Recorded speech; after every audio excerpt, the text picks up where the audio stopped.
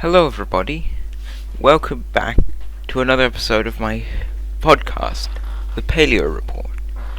This is the episode for September 2023, and I know that by the time this is out, we're more than halfway through October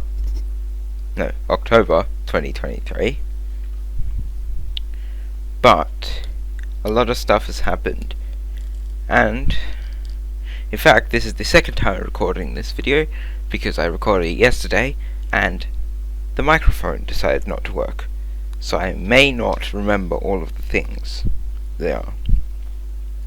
Now, first up in the news was Chusaurus, which was a basal pachypleurosaur, which is a group of sauropterygians, the group of aquatic reptiles that contain nothosaurs, placodonts,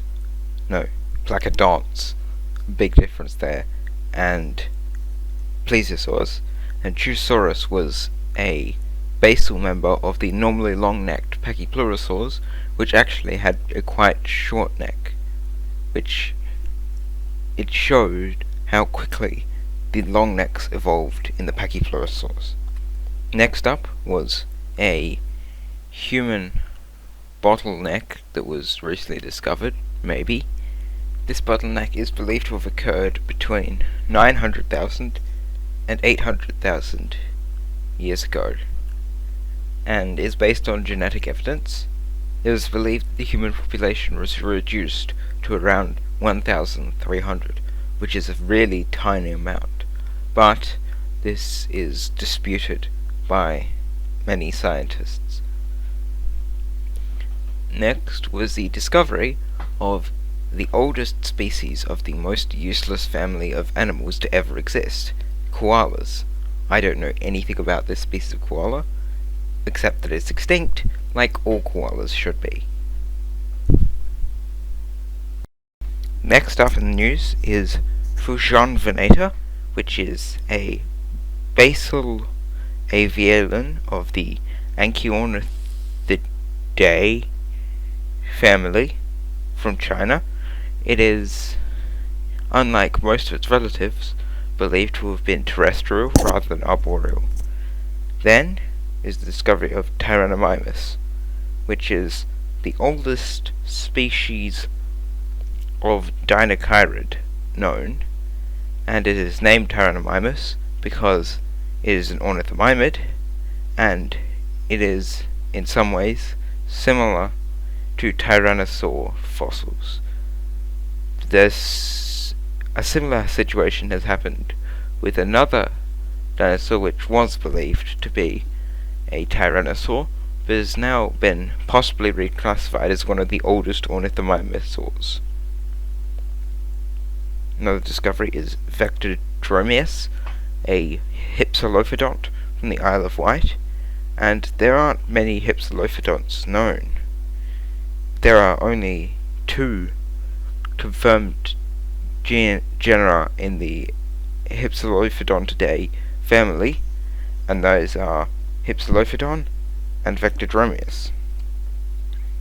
Next up is Lucignathus, which is the first ever pterosaur from Portugal, and it is a Tenocasmatid, which is the group that Pterodostro and Petrodactyle and other such pterosaurs belong to. Then is the discovery of the RNA has been recovered from a thylacine preserved in a museum, and they've even found preserved RNA viruses in this specimen. Then is the discovery of Jingshititan, a late Cretaceous Maastrichtian sauropod from China.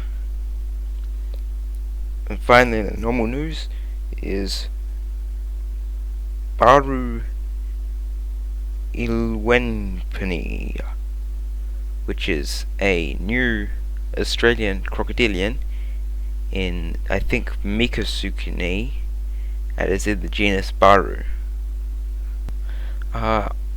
I forgot to mention this, but there was actually another thing discovered.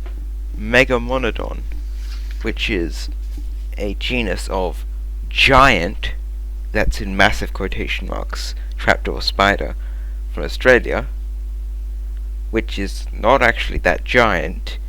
It's a little bit bigger than modern trapdoor spiders in Australia, and in fact, Australia doesn't have that many giant spiders. The biggest spiders in the world are found in South America, and